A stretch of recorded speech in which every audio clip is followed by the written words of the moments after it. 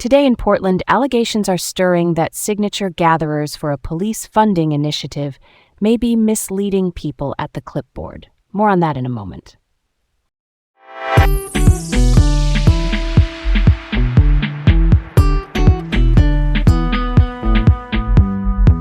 I'm Leah. And I'm Garrett. Welcome to Laid Back Local, the news of the day with Leah and Garrett reporting from Portland. All right, let's set the stage for this one. First up, signature gatherers for a Portland ballot initiative are accused of misleading the public about where money would go.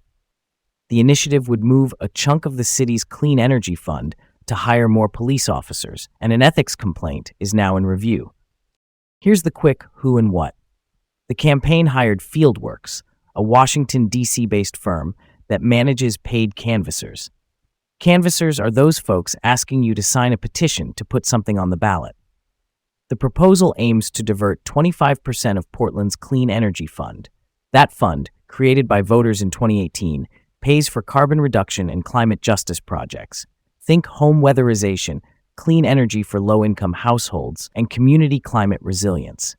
Petitioners launched this initiative in fall 2025, and signature gathering kicked off in May 2026, with a deadline in July 2026. That's the crunch period. The allegation at the heart of the complaint is about messaging at the clipboard. Some canvassers say they were trained to emphasize non-police emergency services, like mental health responders, and to downplay that the actual text focuses on hiring more police officers. One especially eyebrow-raising claim is that canvassers were told to use a binder clip to literally cover the word police on the signature page. If true, that's like a wild tactic. The Secretary of State's office is reviewing the ethics complaint, which means the legality and ethics are not decided yet. They're under formal review. Zooming out, the initiative is reportedly backed by Portland's police union and other notable donors, which signals it's well-funded and organized and could shape public opinion ahead of November if it reaches the ballot. Real talk, I'm strongly not okay with any tactic that hides the ball. Transparency matters. If the measure is to hire more police, say that plainly. Using a binder clip to obscure a word, if that allegation holds up, feels like a breach of trust. In simple terms, it's telling people one thing while asking them to sign another. Portlanders know what the Clean Energy Fund is supposed to do. Take money from that, and you change climate and equity projects on the ground. So, if you're shifting 25%, that's not a small tweak. That's a big move that deserves a crystal clear pitch. Why would a campaign risk doing it this way? Why gamble with public trust when scrutiny is this high? Pressure to meet a July 2026 signature deadline could push some folks toward shortcuts. Not saying that's okay, just saying speed and quotas can warp judgment. And messaging math is real. If you lead with broader safety, you might get more signatures than if you lead with police hires. But yeah, that's exactly why we have ethics rules and reviews. For now, these are allegations under state review. We'll see what the Secretary of State concludes. Let's not let this one slide by. If you're approached, read the sheet, ask to see the full text, and take your time. That's the heartbeat of civic integrity. Okay, let's move on. Next up, at Beaumont Middle School, there was a very buzzy assembly in May 2026 featuring Colin Kaepernick and his company, Lumi Story AI. It turned into a flashpoint between excitement over tech and worries about marketing in schools. Quick primer. Colin Kaepernick is a former NFL quarterback and civil rights advocate.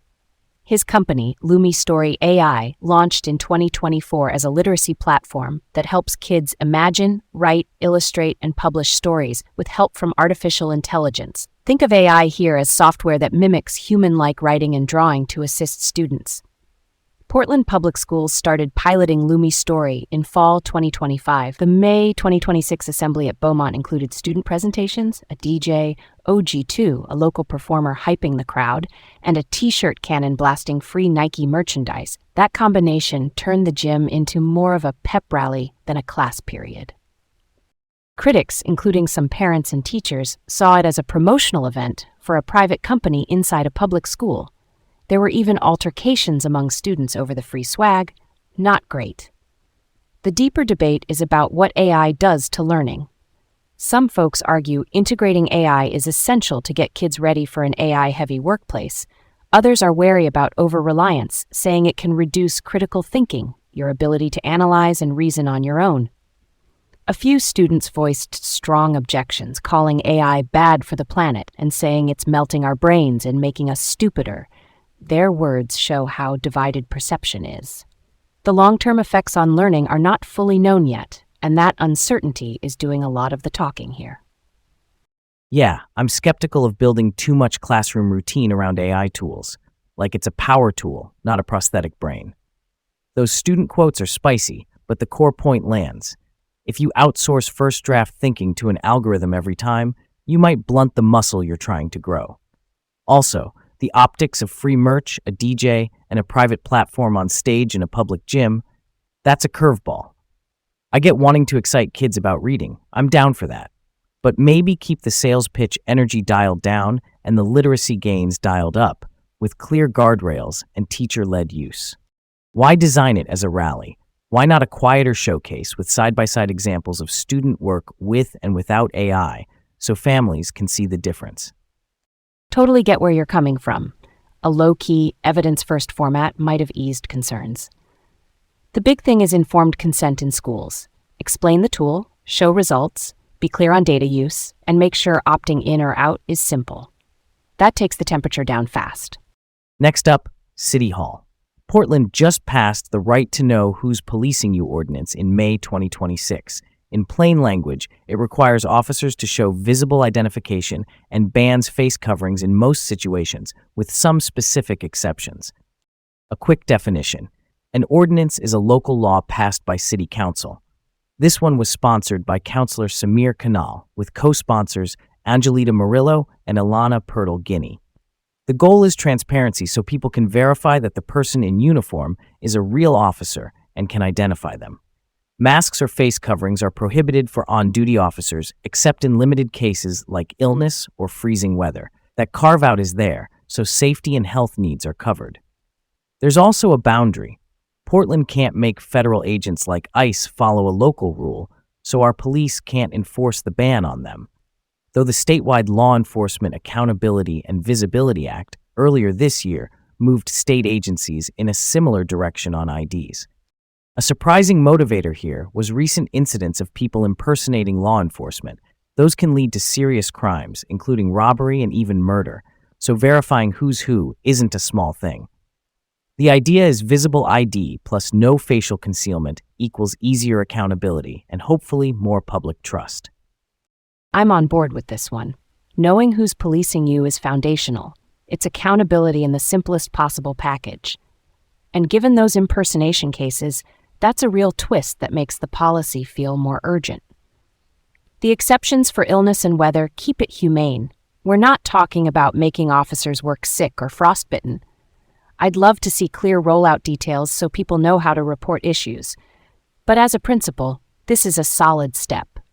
Switching gears just a little. Public tennis is having a moment. The U.S. Tennis Association, or USTA, has proposed running Portland's public tennis courts, including the Portland Tennis Center, for 30 years.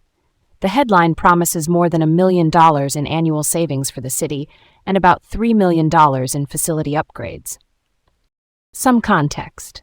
The Portland Tennis Center is the city's only indoor court facility. That makes it a year-round hub. USTA Pacific Northwest, the regional arm of the national nonprofit that promotes tennis, is based in Beaverton. If the partnership goes through, it could eliminate 4 full-time city jobs and affect seasonal positions. That's a real impact on workers we should name clearly. Supporters point to nearby cities, where USTA management improved programming and facilities. Critics worry about losing affordable access, tighter court availability, and the public jobs I just mentioned. One promising angle is USTA's strong adaptive programming for people with disabilities. That could expand inclusive access. But the exact numbers on savings and future court fees are still estimates. The details are being debated through 2026. Cautious optimism from me. Upgrades and potential 7-figure savings. That's pretty cool, right? But we've got to lock in affordability and community hours so we don't end up with beautiful courts most folks can't use. If they can codify accessible pricing and open time for neighborhood players, I could get behind that idea. Jobs are the tough piece. Any transition plan should include support for affected staff. On to the next thing. The city's fiscal year 2026-27 budget. Fiscal year is just the government's accounting year, typically July to June, already anticipates the savings from a potential USTA deal, even though the deal isn't approved yet. Budgeting this way signals how attractive the projected savings are. More than $1 million a year is meaningful when you're trying to stretch parks and rec dollars. But penciling it in early can create pressure to finalize the agreement, so the follow-through matters. If USTA takes over, we're looking at those facility upgrades and new programming options on the plus side. And on the cost side, the potential loss of 4 city positions and changes for seasonal workers, plus the open question of fee structures and court access. The city will need to show its math, keep hearings open, and spell out benchmarks like affordability targets and access for leagues, schools, and casual players. That's how you keep the community in the loop and avoid surprises. This one really resonates with me. Inclusivity can't be an afterthought. If the budget is banking savings, the agreement should bank equity. That means clear commitments to affordable drop-in play, youth and school time, and adaptive programs for players with disabilities. Nail those down alongside the dollars, and you've got a partnership most Portlanders can feel good about. Thanks for riding along with us today. Thanks for tuning in to Laid Back Local, the news of the day with Leah and Garrett from Portland. Have a great day, and we'll catch you tomorrow.